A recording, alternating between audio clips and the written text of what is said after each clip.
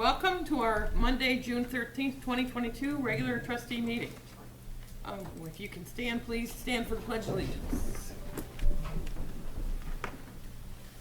I pledge allegiance to the flag of the United States of America and to the republic for which it stands, one nation, under God, indivisible, with liberty and justice for all.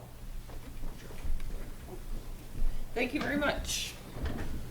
We have an agenda for this meeting. Are there any changes or modifications? Hearing none, I'll accept a motion. I make a motion to approve the agenda for the June 13th, 2022 meeting as presented. Second. Trustee Dean? Yes. Trustee Kretz? Yes. Trustee Wallace? Yes. I'll make a motion to accept the general ledger report in the amount of $322,774.56 for the June 1, 2022 payroll as presented. Second. Trustee Kretz? Yes. Trustee Dean? Yes. Trustee Wallace? Yes. I make a motion to accept the payments listing reports in the amount of $436,107.22 for warrants through June 9, 2022. Yep. Second. Trustee Dean? Yes. Trustee Kretz? Yes. Trustee Wallace? Yes. We have minutes from the May 23rd and regular trustee meeting and May 25th special trustee meetings. Are there any changes or amendments? I'll make a motion to approve the minutes from the May 23rd, 2022 regular trustee meeting and the May 25th, 2022 special trustee meeting as presented. Second. Trustee Kretz? Yes. Trustee Dean? Yes. Trustee Wallace? Yes. This is a time in our meeting where we have citizens are able to speak for 3 minutes. Anyone that wants to come up and speak, please do so at this time. Seeing none, we'll move on to old business. There is none. New business, Mr. Zaharia. Thank you, Board. On page 20 of your packet is a sample motion for accepting the resignation of Chrisana Lutz, effective June 8th. And staff is recommending that she is eligible for reemployment with Beavercreek Township.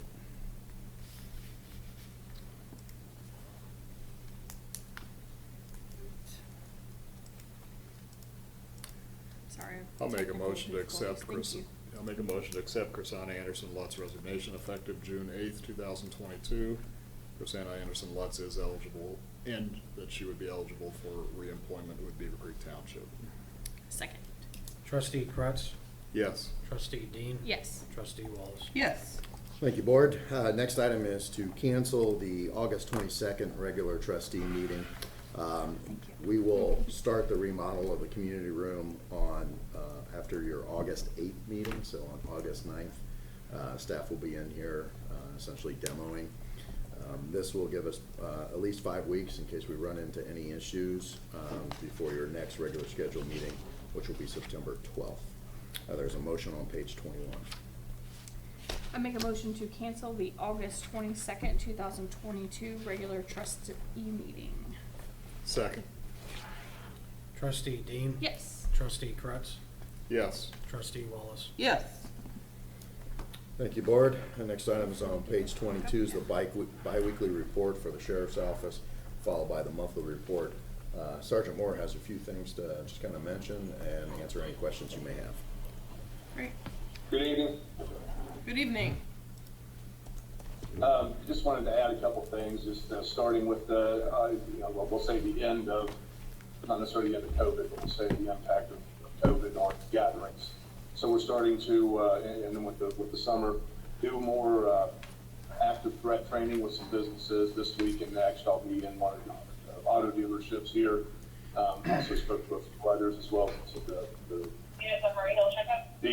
churches in the area, so we'll be increasing that, doing that in the weeks and months to come. Thank you. How did the soccer tournament go?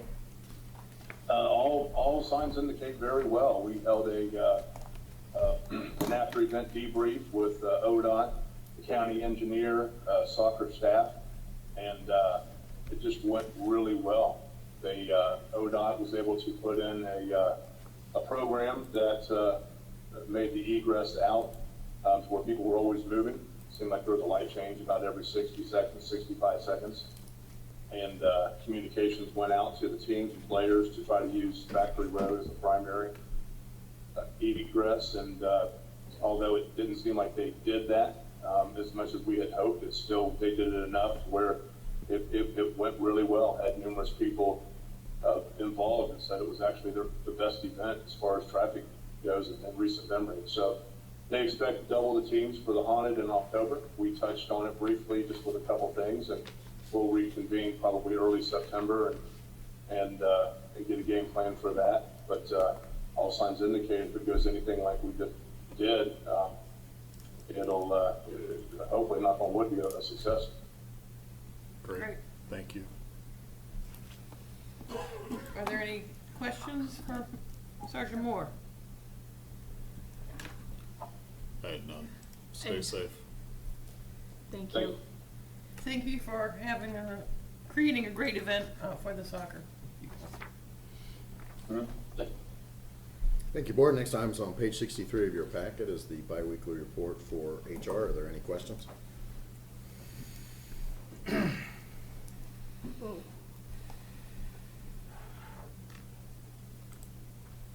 Oh, Yeah, don't look at it. You're strobing, just so you know, Yes. Trish.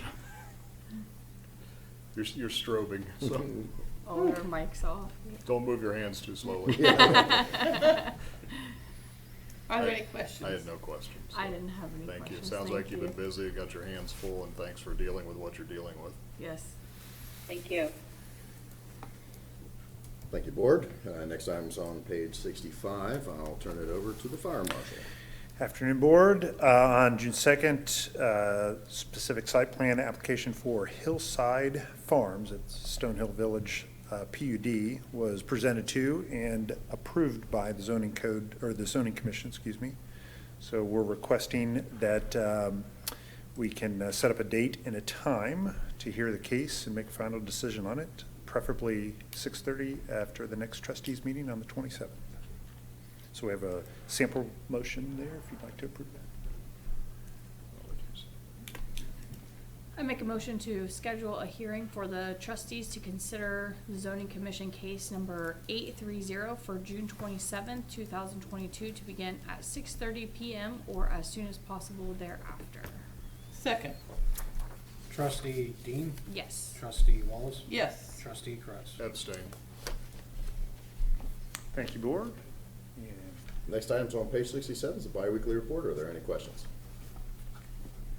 It just seems like you and your staff are very busy. we are. We are. And very little new home permits. I'm sorry? And very little new permits. Very few. Odd. Any indication of more to come?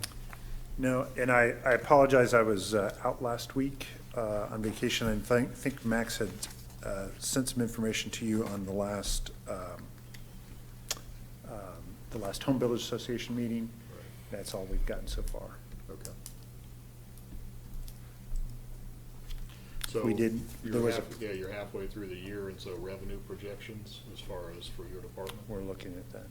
Yeah, that's something you need to take a look at and just see where you're gonna land or where you think you might land, even if you finish the second half the same as you did last year. Your first half obviously is down. Yeah. So that would mean that you're, now, unless, you have to look at just from application fee revenue, where you compare. Application fee, right? I'm sorry, I didn't. Application fees, so obviously you have fewer permits being requested, so the application fee revenue, I would assume, is down. Mhm. So, okay. We had a pre-construction meeting for the Artisan Homes today, so hopefully that'll get underway. But I'm seeing that it's not gonna be, they're not gonna be putting And houses. you've got White Barn Trail that was approved, second phase, and as the road's going in, so, Right. but then that's still a ways off. It's still delays, yeah, it's still ways off. I appreciate your staff dealing with so many zoning issues. Thank you, Board. Next item's on page 76 of your packet is surplus a couple laptops. You can pass the resolution as presented.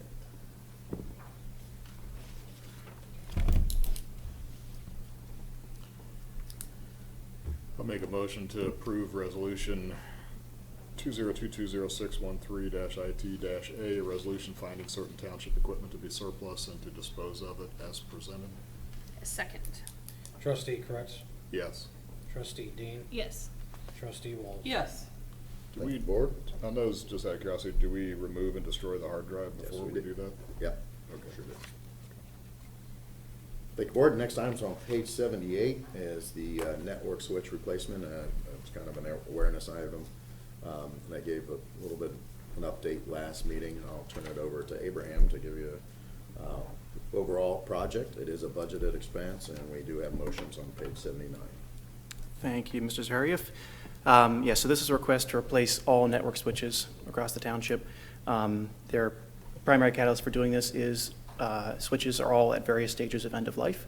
Replacing these is going to accomplish a couple of things. One, it's going to ensure that the entire network is up to a consistent standard. What we're going to accomplish inside this is ensure what's more of a resilient and fault tolerance network, ensuring so there's not one point of failure if a station or a microwave were to go down. There's more of a free-flowing network resilience there. Also, we have the advantage of being able to implement some new changes inside the Wi-Fi and network infrastructure, including guest Wi-Fi. We can do this now so it's properly segmented and away from the staff network, so it doesn't hinder productivity for service delivery. Yeah, I think it's a high-level overview. Any questions on that? As far as availability of the hardware, is it in stock or is it months out? It is in stock, yes. Okay.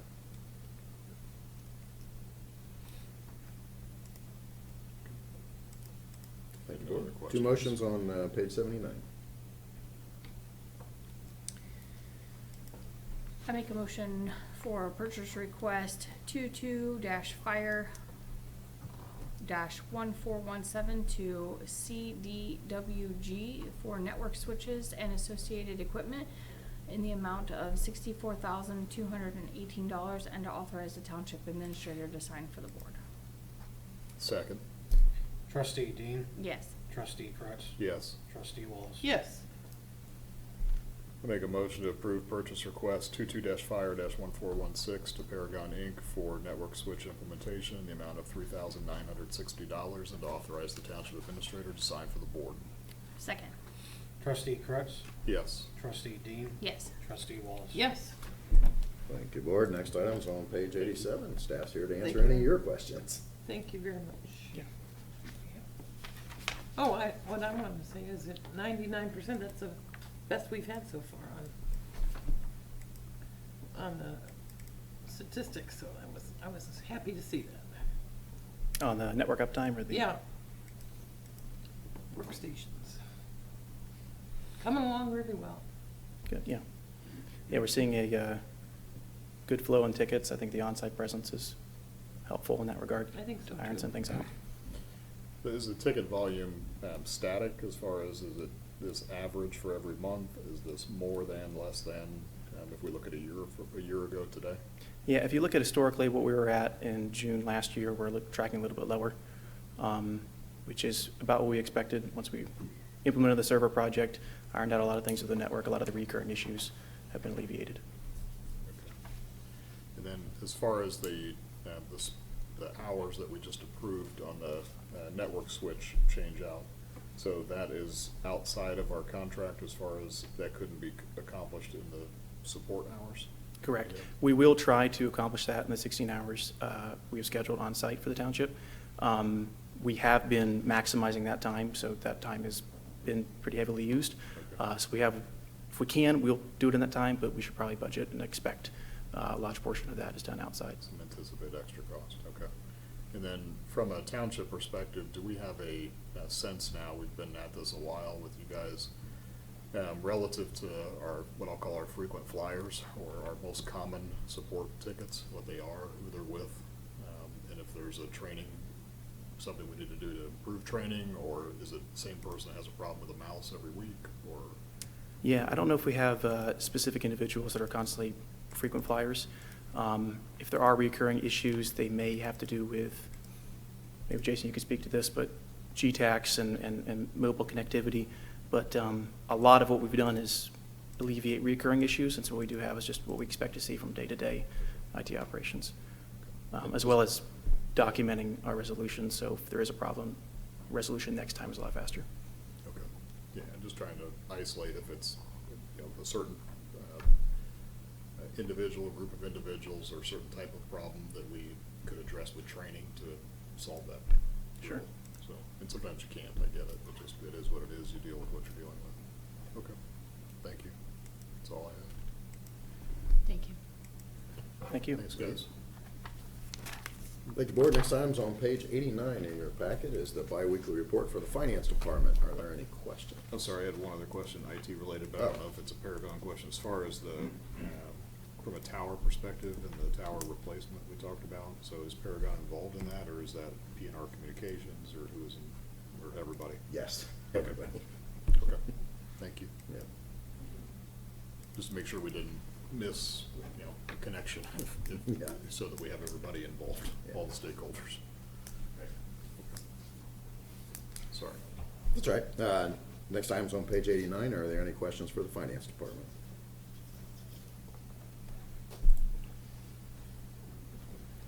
Any indication from our financial manager as far as when we might anticipate our bonds to start earning what they were earning 3 years ago? At this moment, no. I did ping Ted Sumner, our investment advisor, on scheduling a meeting, a whole day, sometime in July.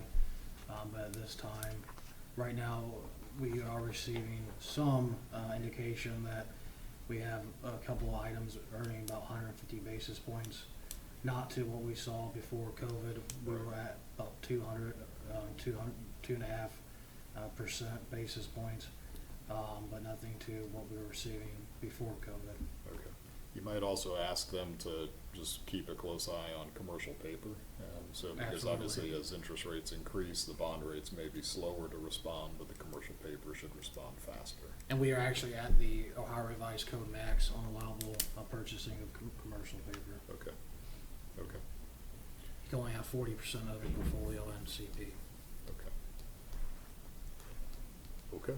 Thank you. That's all I have. Any other questions? Finance? I didn't have any other questions. Thank you very much. Thank you, Board. Next item is on page 93. The first is to accept the resignation of Clayton Cadle. Staff is recommending that he is not eligible for reemployment with Beavercreek Township. There's a motion on page 93. I make a motion to accept Clayton Cable's resignation effective April 6, 2022. Clayton Cable is not eligible for reemployment with Beavercreek Township. Second? Trustee Dean, Yes. Trustee Kretz, Yes. Trustee Wallace. Yes. Thank you, Board. Next item starts on page 93 is a purchase request for the replacement engine for engine 65. I'll turn it over to Tim. Budget justification starts on 93 with motion on 94.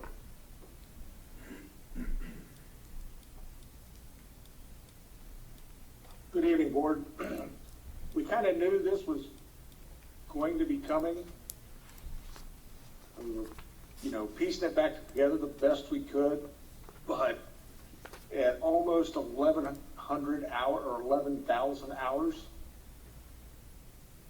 it just finally gave in. So this is going to be the quickest, cheapest way to get this engine back on the road. And even then, we're looking at 45 to 60 days out.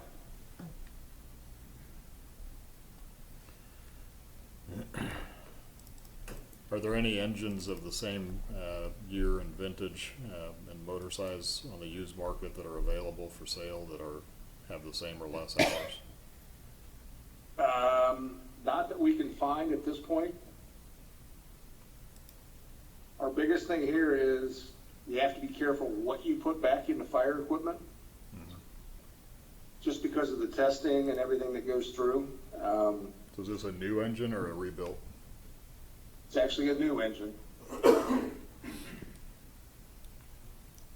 so what's the life expectancy of the rest of the apparatus? You put a new engine in a 11,000-year-old chassis. All the engines are the same age. I think the next highest engine's just mid 9,500 on hours. So we're kind of hoping we can get those along until we come up with a replacement schedule for them. How many hours are on this transmission? The same 11,000? Same 11,000. Is there any value to, does it need a rebuild while we're waiting on the new engine? The transmission? No, we have not had any concerns with the transmission itself. And I should go back in. The transmission itself, just because of idle hours, you're just moving fluid through it, and we actually, as part of our service schedule, change filters and oil in that. I think every 600 hours. So. Okay. It's more of a matter of, while it's down, if there's anything else we can do to help extend the life of the overall apparatus, because obviously the engine may outlast the rest of it at this point with a new engine. Well, I think in my biweekly you'll also notice there are, engine 65 has a radiator that's starting to seep. We have one of those on order, along with one on engine 63. However, those are 10 months out to get them. We've tried to repair the old ones, and the places we go here in Dayton can't replace or repair them. So we've kind of come up with a contingency plan if the one that's currently in service, which is 63, starts to leak. There is a possibility we can find a shop in Cincinnati to be able to do the work. So it won't be down for an extended period. Well, it'll be down for an extended period of time, but it won't be down for that full 10 months. So.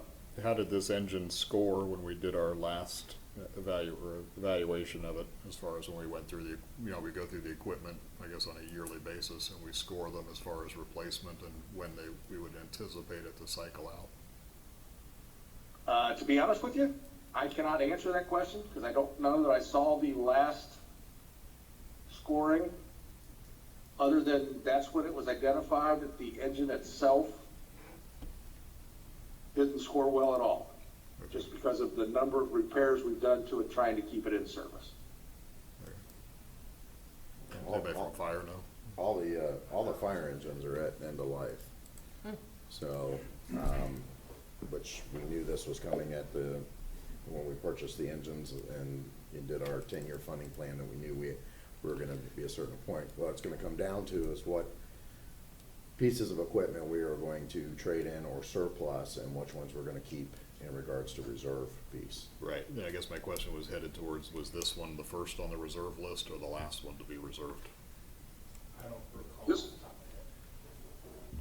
This one should be one of the first ones to stay on the list. Meaning, We've got it'd be the all the last. other- It'd be the last you would put to reserve. You would keep it active, Right, depending on, especially with a new engine. depending on the replacement schedule that fire comes up with. Okay. Doesn't sound like you have a whole lot of choice. You can't get a new one. You can't find an old one. All you can do is replace the engine when you can get it. Correct? Correct. Got it. Okay. Any other questions? I'll make a motion to approve purchase request 22-road-0389 to Stoops Freightliner for engine replacement for engine 65 in the amount of $47,300, and to authorize the township administrator to sign for the board. Second. Trustee Kretz, Yes. Trustee Dean, Yes. Trustee Wallace. Yes. Thanks, Mr. Parks. Wasn't meant to be a deposition. Oh, that's okay, I kind of expected it anymore. Okay. I'll let Mrs. Wallace know. So. The next item's on page 98, the biweekly report. I know we touched on some things in the biweekly, but are there any additional questions for Mr. Parks? I have none. Cemetery, where are we at? Is there any update or? As far as, I know we had discussed some different things as far as, I want to say, a crematorium or a, Different. some ways type to of bury. burial arrangement. yeah, cremation niches, Yes. that is still in progress. We've Okay. kind of been, shall I say, since we're short-staffed Distracted. and all the other large projects that we're trying to handle at the moment, Yep. Other priorities. yes. I got it. Well, thank you, Mr. Parks. Thank you. Thank you, Board. Next item is on page 99 of your packet. We have two motions to accept resignations. The first one's to accept resignation of Robert Collins. Staff is recommending that he is not eligible for reemployment. And then the second one is for Joshua Sweet, and he is eligible for reemployment. Chief's here to answer any questions you may have.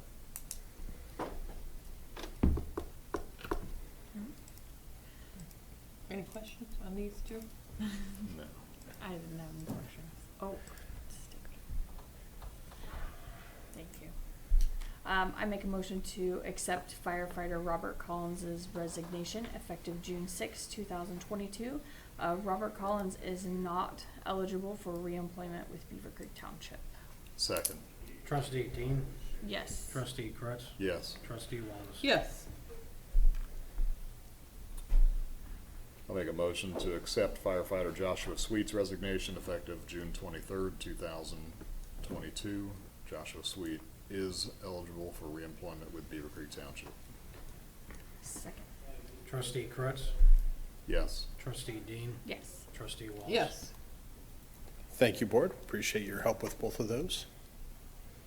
Ready for the presentation? Yep. And I have Chief Dorson here to give you an update on a number of accreditation items. I'll save my questions. Defer.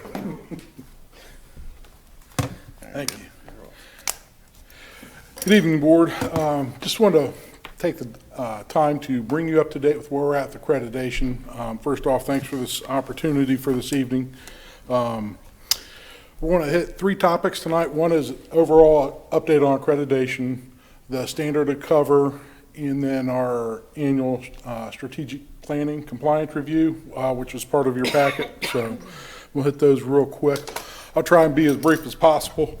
If you recall, we started the accreditation process in 2018. In 2019, we completed our strategic planning process. In April of 2020, we became an applicant agency.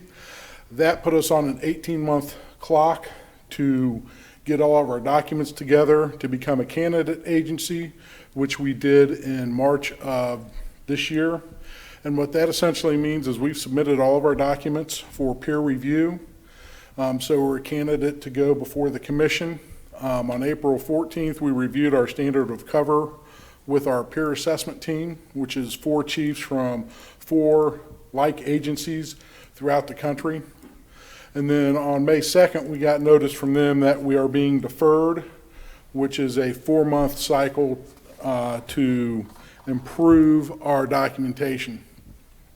Deferral is not uncommon for a first-time agency going through because with the 256 criterion that we have to write to, there tends to be issues with it. And what it really came down to was our standard of cover with our benchmark and baseline performance measures. And what we're struggling to get to them is explaining how we do everything. They don't understand how we run a 2-tier response where we have our initial response, then the working fire upgrade. And what that affects is our effective response force. So they want some more clarification on that, and then to clarify our times that we have so that they understand where we're at and how we're getting our times. And that is part of the N4's process that we're using, the software service that we purchased in end of 19. And the other portion of that with the standard of cover is we'll be bringing before you, hopefully by August 8th, for your approval.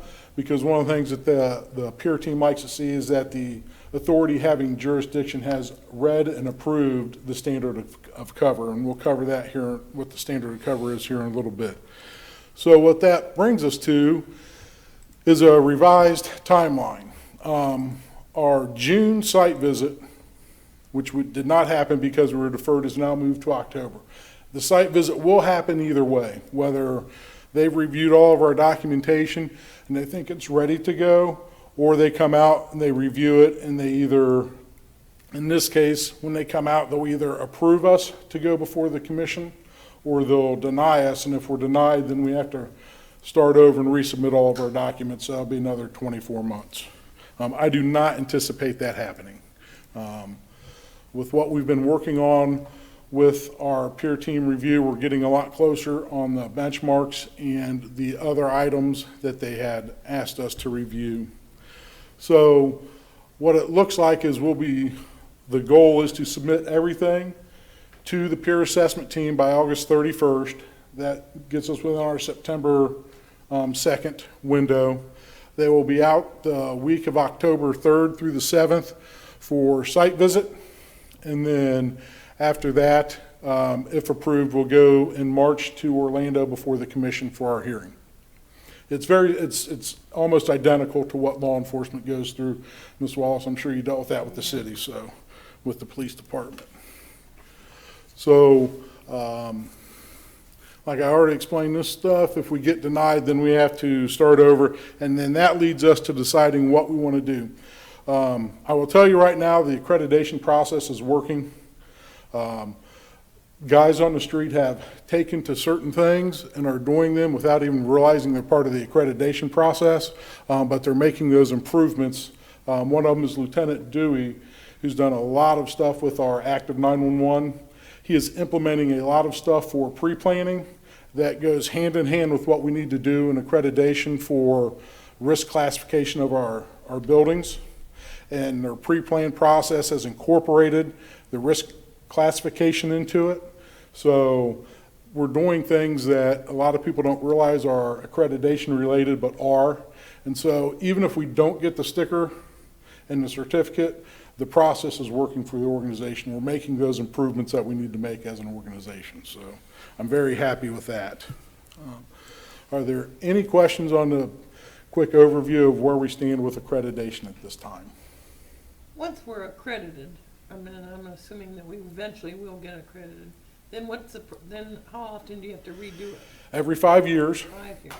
And then what we have to do annually is bring a report very similar to the strategic planning report I've developed for you. We have a report that we have to do for all of the recommendations that they have for us, as well as track our benchmark performance and provide them that information every year and show the progress we're making on any of their recommendations and that we're improving our response times and our turnout times and call processing and all of that stuff. So. And the review team that you talked about, are they from Ohio or from other states? No, they're not from Ohio. That's one of the things the Fire Commission does is no one gets reviewed by anybody from their same state. Okay. Even a large state like California, they will not have another California agency review a California agency. Thank you. Any other questions? And something we might know, what is the goal, if you will, in getting accredited? Like, why would you want to be accredited? So folks know. Accreditation does two things. One, it holds us accountable to doing what we say we're doing and what we're going to do. It forces us to involve the community into our planning process to make sure that we're meeting the needs of the community. And the second thing it does is it gives us validation from peer entities that we are a competent fire department doing the right things for the community, very much like the CALIA accreditation is for law enforcement. So it's a way to let our citizens know that we're not just telling you we're doing a good job, we have people that are verifying that we're doing a good job and doing the things that the community needs. So our standard of cover, that is basically our document. It's our contract with the community as to what services we're going to provide and how we're going to provide those. It looks at community demographics, the fire department demographics and history, risk assessment methodology and community risk assessment. How do we rate our risk factors within our community? It identifies the service we provide. It identifies what our performance benchmarks are, what our baseline performance is, and the service gap between those. And then it also identifies plans to improve that performance to meet those benchmarks. So when we look at community demographics, it's population, gender, age, ethnicity, income, housing, weather, our critical infrastructure. As we look at our community, we look at those things to identify what our risks are associated with that. When we look at the fire department, we're looking at the number of stations, the type of apparatus, the number of personnel, our response volume, and what services we provide and how we provide those. So a big part of what the accreditation process looks at is response times. So how are we distributed? Where are our people and our equipment? And how quickly can we get to our residents when they call? Our risk assessment, currently we have 5 planning zones. They're based off of station first due districts. Once we bring station 66 online, we'll go to 6. When we had Bath Township, we used that as station 60, and it was still just 5 at that time because with the way we were running 65s, we just combined part of 3s and 1s and just kind of covered it that way. One of the things that makes it hard for us to provide our time information to the commission is the fact that they want it population based on urban density and rural density.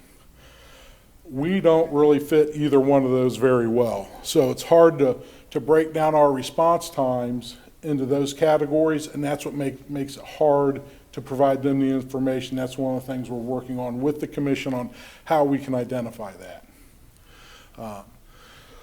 When we talk about our methodology for identifying our risk, we use 2 tools. The RAVE tool, which is the risk, hazard, and evaluation, value and evaluation tool, that measures a building. So when we look at the hospital, identify the size of the hospital, the use group, the features of the hospital, you have a formula that goes through and it comes up with a score. So in this case, the hospital is a maximum risk event for us. So we have to have a response for a maximum risk structure. Well, the way we run, this is another area where the commission is questioning us. The way we run, we send our initial response. If we get there and it's an alarm, there's no fire, we'll handle it with that initial response. If we get there and there's actually a fire, then we upgrade it to a working fire response or we call additional alarms, and that's what they're wanting more clarification on is how we're going to do that. So that's what I'm writing to now, and we're pretty close on how we're going to do that. The Huron model measures 3 factors, and those factors are the impact on the community, the impact on the fire department, and then frequency of occurrence. So when we look at all those, so we take the hospital, it is a very high consequence risk impact on the community. It's a very high impact on the fire department if we had an event there.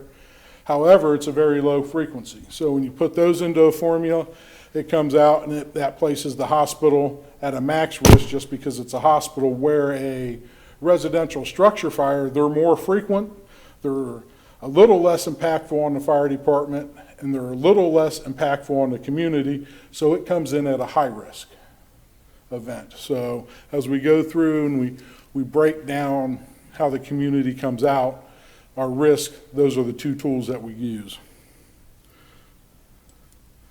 The services we provide, these are everything that you approved back in 2019 in Resolution 2019-88 on the fire department scope and authority. Those are the services we provide to our community. As we talk about our performance benchmarks, it looks at the tasks that need to be accomplished, the number of people to accomplish them, and the time frame which we get those people in place to accomplish those tasks. And then it also looks at the risk class and category, which we have low, moderate, high, and maximum risk. And those are the classes of risk, and the categories are the services we provide: fire suppression, EMS, technical rescue, and hazmat. The CFAI focuses on the call processing time. How long does it take dispatch to process a call? How long does it take us to get out the door? When does the first unit arrive? And then the ERF is that effective response force. How long does it take for us to get the effective response force there? And if you look there where it says high risk, we're explaining basically what they're expecting. For a high risk call, they want the call processed in under 60 seconds. If you call in and say that your spouse is having a heart attack or they're not breathing, within 60 seconds from the time the dispatcher answers the phone, they should be dispatching a unit. Our first arriving unit should be on the scene within 8 minutes and 30 seconds. That is from the time they pick up the phone to start the call till the first unit gets there. So, and we allow roughly a 6-minute response time because of the way we're set up to get that. That's where that 2.5 minute comes in. And then for an ERF, 12 minutes and 30 seconds. So looking at the layout of the community, we have that cardiac arrest or that structure fire. With the way our response is, we should be able to get the rest of our ERF in place within 4 minutes.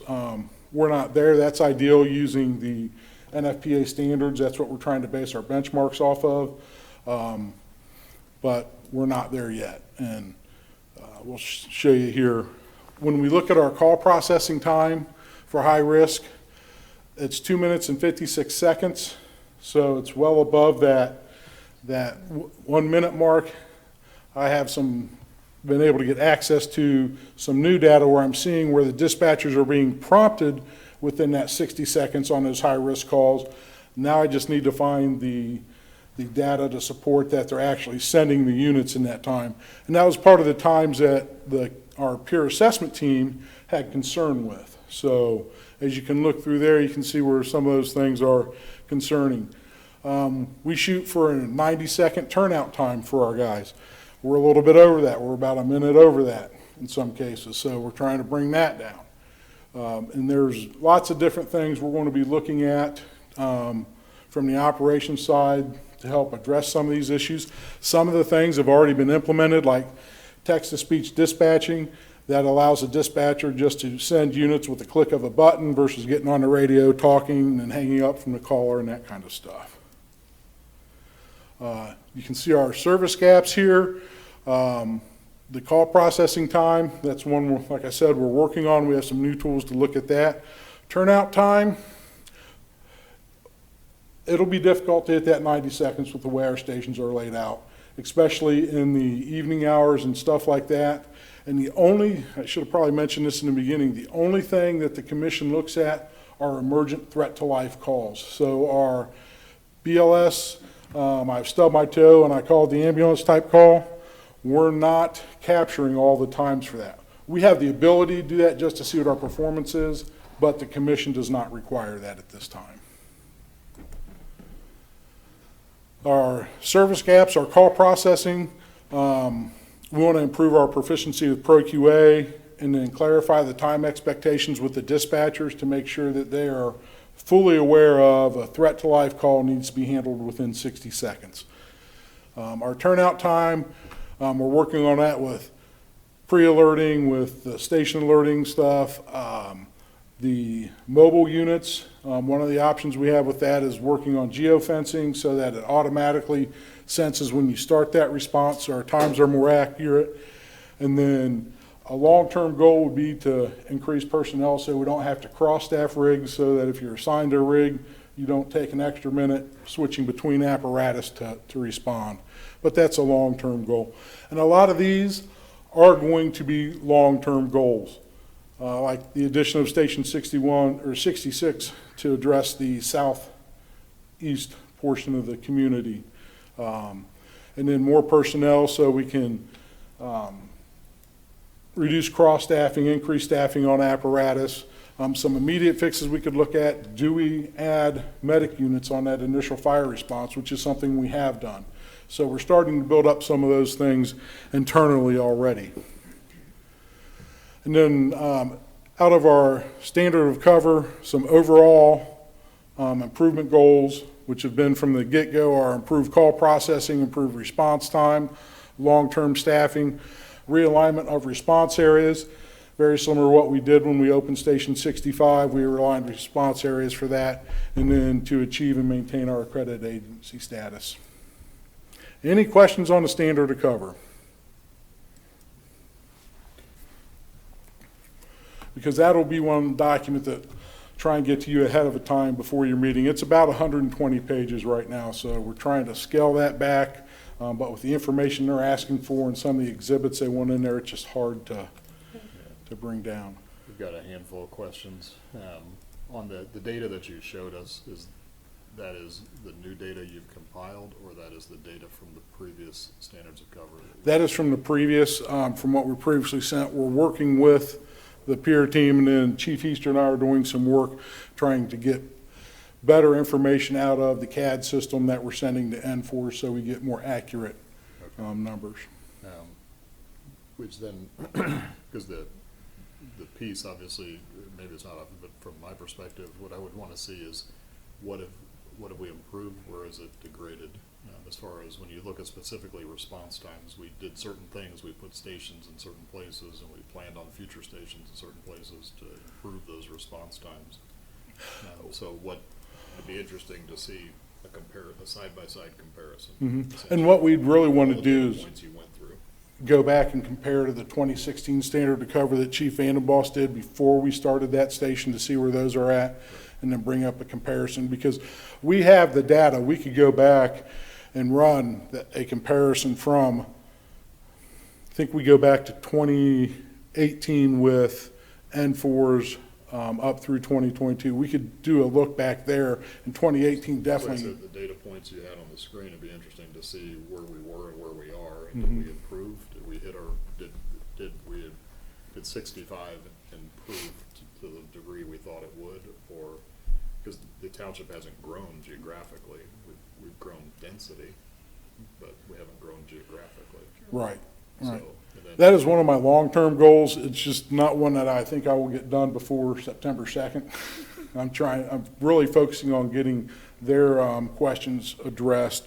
We had, just from a taxpayer perspective, it'd be interesting. Not the accreditation is one piece of it, but then what you do with the information is the second thing. And it's like, well, first step is, did it improve or did it get worse? And if it got better, why? And if it got worse, why? And what can you do to help offset that next year, not this year? right, and what'll be nice too is that annual compliance review that we do. We'll post that on our website just like we do the one for strategic planning, and it'll be able to show that because we'll have those response timetables in there to show where that's at. And we could do one, we could do a series of from 2018 through, can just continue that on to show that difference, and do the same thing when Station 66 is up and running. It'd also be interesting, and maybe you're having this discussion, but it's only because of some family that's involved in emergency medicine that I ask these questions. Some of the communities are looking, obviously, at a little more mobile or agile response mechanism. So, instead of a medic unit going out, $500,000 to $1 million medic unit, a sprinter van, more quick response teams. I don't know if we've thought about that or had that discussion. Staffing may go up, but apparatus costs go down, and you can cover more ground. So, some cities, obviously, in urban areas, they have, paramedics on motorcycles. you know, we don't need that necessarily because we're not cutting through traffic. But I'm just thinking of if there's things that can improve that may increase on the labor side, but decrease on the apparatus side, and put people in just like your trucks. You know, if you had a quick response team to handle the smaller broken toe things. Right, yeah. We had a program like that in the past with the squad.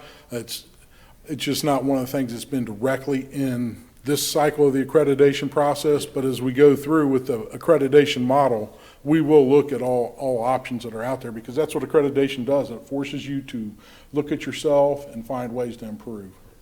You know, what we saw last, and I know this isn't a standard of cover, it's a piece of the accreditation, it's not a standard of cover project necessarily, but what that showed last time was the amount of hours that essentially crews were not moving. They were sitting, waiting for a call was high as far as, but when they had a call, obviously, then it's emergent. You have to get there. So, but it would be interesting to see all those data points in comparison to 2016 to see.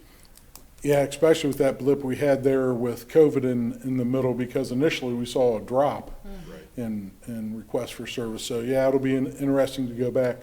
And we will have those tools with N4s. It's just a matter of going in and developing the dashboards and the worksheets to look at all that stuff.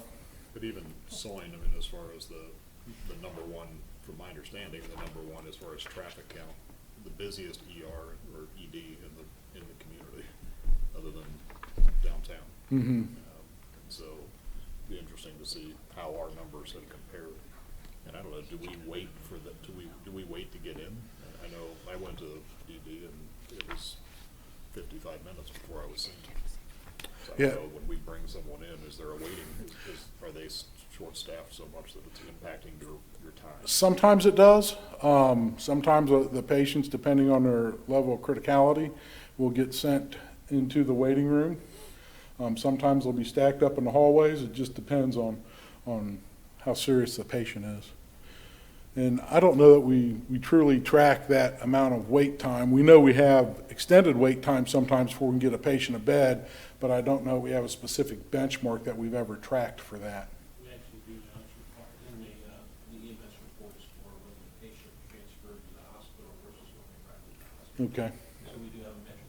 So you're not dinged for something that's outside of your control. It's kind of like waiting for the call to come from dispatch. That's a relatively new metric, though, so we don't have a lot of historical context for it. And it's also a legality, because it's technically the township's patient until they sign that Sure. over. So even though we may be on a hospital's property, so Sewing, Miami Valley South, or the new ED that's opening up in the community next month, just because we're sitting in their yard doesn't mean it's their patient, right? It's not until they officially sign that they are accepting this patient. Yeah, once we transfer that care.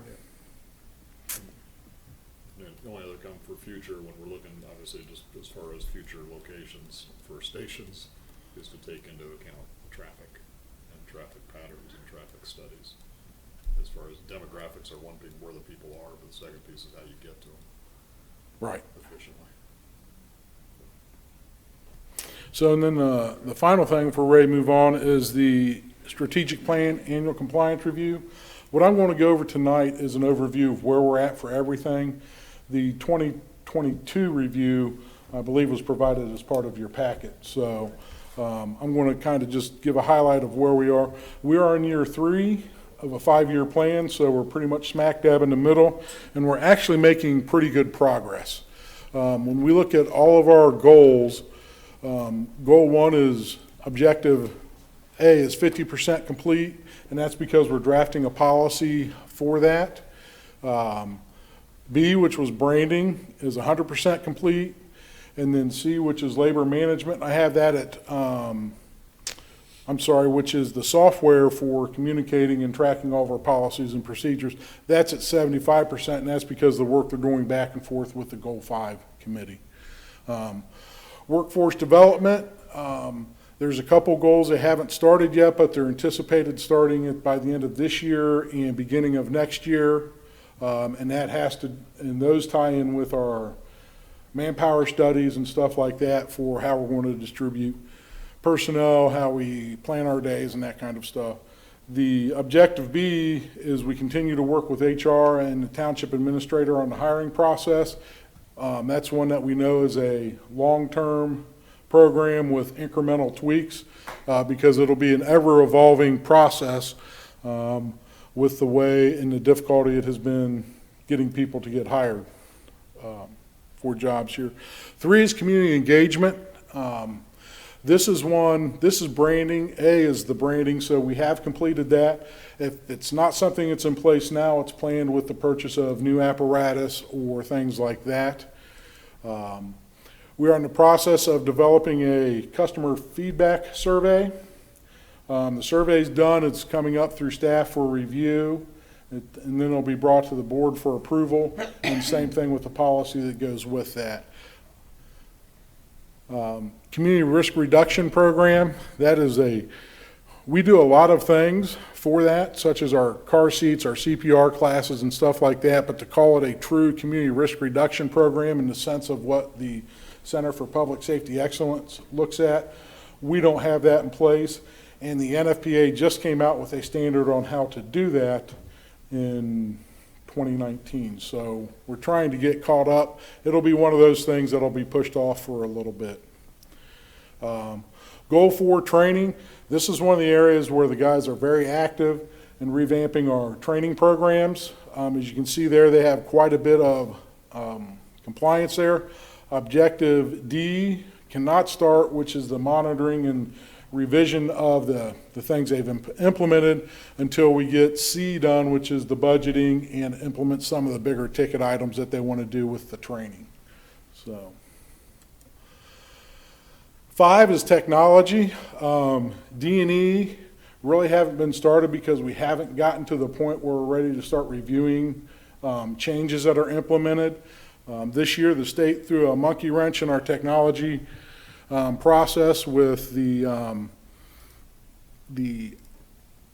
stopping of accepting reports from Firehouse software. So we're in the process of looking for new records management software to be able to submit reports to the state in the format that they would like. So that's our primary focus this year, and it ties right in line with objectives B and C with that, always reviewing your software and making sure you're prepared. Physical resources, A and B are associated with facilities. C and D are apparatus and equipment, and they're in the process. It's ongoing. Part of C is the specification and then policy development. So we're working on it. It's just taking time, but it will be completed by the end of 24, by May of 24, when our 5-year projection's up. And then, as you can see overall, we have, of the 32 individual objectives, we're 40% complete, which I think we're in a good spot with that right now. We have 25% that are over 75% complete. So I think we're sitting good to accomplish all of the goals, and with the exception of the state reporting requirements, we've pretty well maintained task as part of the review. We haven't had to make any major adjustments to any of the goals. So I think between what the input the community provided and what our folks have provided and the work they're doing, I think we're staying pretty well on task to our strategic plan. So I think we're pretty lucky with that. And that's where we're at as far as the strategic planning side of things go. So I know last year one of the questions was where we're at with everything else, and so I tried to include that with this year's report. You'll see in the report the comments of where we're at with the overall strategic plan and when they plan on initiating objectives that have not been started. So A lot of work. it is. It's hard to believe it's 22 and we started this process. We really started hard in 19, and it's a heavy lift. You're doing great. Well, thank you very much. Appreciate that. Any questions? Thank you very much. Well, I appreciate your time to give you that update on this long you. process. Thank you. Thank you. Board, there's a motion on page 99 to accept the report.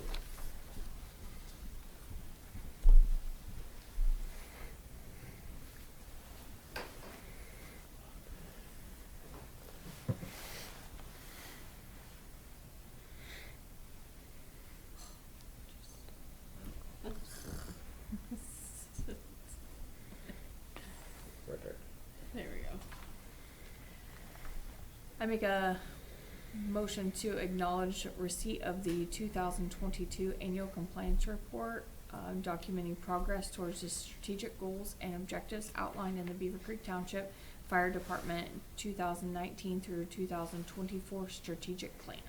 Second. Trustee Dean, Yes. trustee Kretz, Yes. trustee Wallace. Yes. Thank you, Thank board. you. Next Nice item job. is the bi-weekly. Chief's here to answer any Anywhere questions. in that, it takes you down to the. Yeah. accreditation. Hopefully you got them all out of your system with Scott.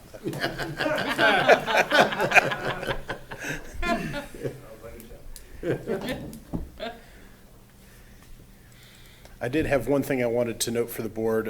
Actually, there are two pieces. The auxiliary is the thing. There's two items for the auxiliary. One is, if you noticed when you came in, Chrisana, before she left, was able to put together a nice little area for recognizing the auxiliary and their contribution.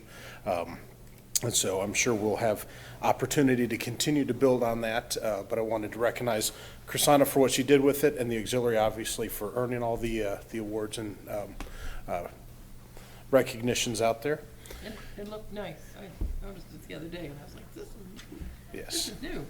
That's when you have somebody with some talent and you give them an idea and they run with it, you get cool stuff. So we're very fortunate there. So, and then the second is this will be in the recognition of excellence for the next meeting's packet. But because of the fact that I got the information, I wanted to share it just so it was timely with the board, and that is at last Wednesday's auxiliary meeting, the U.S. Veterans Motorcycle Club of Fairborn, Ohio, presented a very nice contribution to the auxiliary, and it was in recognition of Specialist Jesse Snow, who was unfortunately killed in Afghanistan in 2010. Specialist Snow apparently wanted to pursue a career in firefighting, but obviously was unable to, and so this particular chapter of the motorcycle club uses the money that they get in donations and things to support veterans pursuing careers in firefighting. And part of that was a donation to the auxiliary in order for the auxiliary to continue supporting the fire department. So we wanted to recognize them for that. One of the members is the father of one of our firefighters, firefighter Bender. So it was a nice connection and a very generous donation. So there'll be some social media going out on that. It'll be written up in your next packet, but I wanted to bring it to your attention tonight. I wanted to thank you, Chief, and Mr. Zaharieff on Friday. Lieutenant Ransdell, yes, ma'am. And Mr. Zaharieff brought together, we had 13 Polish students from the ages of 18 to 20 here in Beavercreek, and we were home hosting them. And we brought them here to Station 61, and they were allowed to tour the station, but the happiest thing that they did was a lot of them were able to take the fire hose and turn it on and turn it off and feel the power of the hose. And they said that was one of the best things that they did while they were here. So I wanted to thank your staff for helping us out to accommodate these kids. And one of the students, her family is a family of firefighters. So Mrs. Zaharieff found some patches and gave it to her to take to her whole family, a tradition, just like Blue Bloods are on the police on TV. They're the Polish family, her great-grandfather all the way to her brother are all firefighters in Poland. So Very she cool. was so excited to be able to take Beavercreek Township fire patches to her family. So thank you, both of you. It was a nice experience. Oh, you're welcome. Any other questions to the chief? Thank you, very Board. much. Thank you, board. That's all I have. Our legal advisor is not available at this time. We'll go to our fiscal officer. Thank you, board. I have a first resolution for you is in regards to our PNC bank account. As the board may recall, actually the first meeting as fiscal officer on April 1st of 2020, we adopted Huntington Bank as our active depository for the township. We remain kept open the PNC bank account primarily due to EMS billing to ensure that we do not lose any revenues or receipts through the EMS. As the board knows, we are in the process of moving EMS revenue collection services, And as such, this PNC bank account serves no useful life for the township, and its staff's opinion, as well as mine, to utilize any balances and transfer those to our active depositories and officially close the PNC account. So this resolution just memorizes that and authorizes myself as fiscal officer to be able to close the account and transfer any balances to our active depositories, which is Huntington Bank. There is the resolution on page 119. Be happy to answer any questions, or it can be adopted as presented. Before I just want to make sure, is there a typo that says a resolution to authorize supplemental the fiscal officer? Some supplemental words should not be in there. Is that correct? That is correct. That Okay. is a typo. All right, I'll make a motion to approve resolution number 2022-0613-FIN-A, a resolution to authorize the fiscal officer to close the PNC bank account and transfer any balances to the township's active depositories. Second. Trustee Kretz? Yes. Trustee Dean? Yes. Trustee Wallace? Yes. Thank you, Board. Thank you.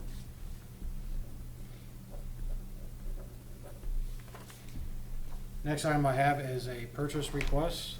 As I mentioned in the last board meeting, due to federal expenditures exceeding $750,000, the township will have to undergo a single audit. The single audit audits just the year in question, which is fiscal year 2020, in which the township exceeded $750,000 of federal expenditures. Due to the increased auditing standards and testing they have to do, the cost for our audit it does increase. This increase covers the additional time and hours billable to the township. And there is the 15 points of light on page 121. I do thank Finance Director Terry Molden for working on this and working with our IPA, BHM, CPA group in order to get this in front of the board. Any questions, I can be happy to answer those. The audit will anticipate taking place July of this year, and this will be our last audit with BHM. Fiscal years 2016 through 2021, we're under the IPA BHM. Any questions? There is a motion on page 122. I make a motion to approve purchase request 22-FIN-0250 to BHM CPA Group in the amount of $17,000 and to authorize the township administrator to sign for the board. Second. Trustee Dean? Yes. Trustee Kretz? Yes. Trustee Wallace? Yes. Thank you, Board. And one last informational item. This year, I believe for the first time, at least in recent memory, the township engaged a audit of our license tax and permissive tax fees for motor vehicles. This audit did include the townships of Bath, Xenia, and Sugar Creek. Thank you to the Greene County engineer. The Greene County engineer already has a current contract that audits all the permissive tag fees and local license fees for municipalities in Greene County, but they do not have an audit agreement for townships. This audit did return back several indiscrepancies with motor vehicle license tags coded the wrong code. So anytime you renew your license, as you know, you have a license fee. On top of that, any permissive tax, the $5 add-on that each local jurisdiction has the ability to add on. If those fees are coded incorrectly to the state, the revenues then go to the incorrect jurisdiction. Of the 3 townships that we audited, the only results we had were in Sugar Creek Township. There were 87 license tag and local permissive tag fees incorrectly coded, and Sugar Creek Township erroneously got those funds. So through this audit, Beavercreek Township will be able to recover $4,175.60. 87 tags.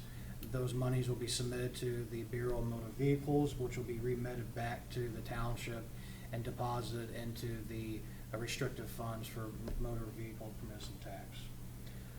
So this has been a very good exercise for the township, and I believe it's a service that we should continue for years to come, so that we ensure that any permissive tag fees are appropriately appropriated to the correct township. Thank you very much. And that's all I have this evening. Thank you. And it's your birthday week, so Oh, I want to thank make you. sure that we say happy birthday to Mr. Russian. Thank you. Happy 50th. Moving on to meetings, Miami Valley Regional Planning meeting. We had a meeting, we did not have a quorum, so therefore we had to re-meet online, and the resolutions were passed. MVRPC Technical Advisory, TAC, No report. Greene County Regional, The executive committee meets next week. thank you. Health Department, Thank you, Board. I did attend the Health Department meeting. I did provide some information to you in your packet, or in your mail, I'm sorry, as well as a training. The Board has to do so many hours of training per year. So what they did at the meeting was to focus on kind of after actions, numbers in regards to COVID response. I will tell you, it was very nice to sit in the room because in regards to hearing the update, but a lot of the kudos to Beavercreek Township and to Beavercreek Township Fire Department, as well as the auxiliary. I came up several times during the presentation, of our response and our involvement. And it wasn't just us, but it was, we were heavily involved in the first site. Chief was able to, in the conversation on site, the old Career Center was able, when they were losing that spot, to find and suggested Ohio University.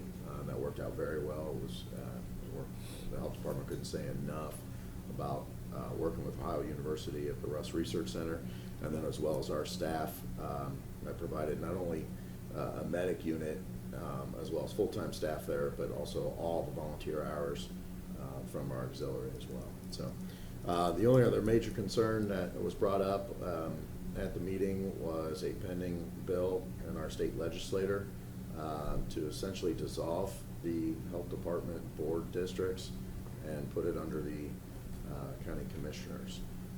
In regards to townships, the Ohio Township Association came out strongly against it, as well as the Ohio Municipal League. So there was a lot of discussion on the bill and potentially where it can go. So obviously the legislator's out right now, so I believe they go back into session in August or September. So we'll see where if it does pass or move forward with anything. That's all I have for that. do we need to do a resolution opposing that? The sometime? OTA took care of that for Okay, us. thank you. Right, the school superintendent, city manager, I have not met with the superintendent. I did meet with the city manager. One of the biggest discussions was some of the community rumors that are out there regarding the income tax. There is a community rumor going out that the city voted to go back on the ballot in November on the income tax. That is not true. I told the city manager I would pass that on to the board, and anybody that was watches our meetings is what was instructed by city council back to city staff was come up with options in regards to revenue loss and where to go from here. So those are the things. It wasn't essentially that. So and then superintendent, we'll finalize our agenda items for the July joint meeting that the schools will be hosting. And no meeting for the Right Path Restoration Advisory Board. and tomorrow is our Greene County Township Association meeting, it starts at 6:30. And Investment Oversight Committee, Nothing to report. thank you.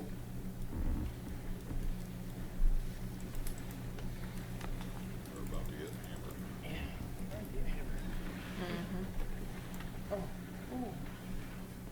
Oh, great. That looks great. 60 to 70 mile an hour winds. Oh, wonderful. Well, I'll have you in executive session. We're safe in here. I'll scoot over. We might need to go to that side of the room, just Yeah. saying. Or some All right. windows back here. I'm I'll make a motion to go into executive session under Ohio Revised Code, section 121.22G1, to consider the employment and compensation of public employees. Second. Trustee Kretz? Yes. Trustee Dean? Yes. Trustee Walls? Yes.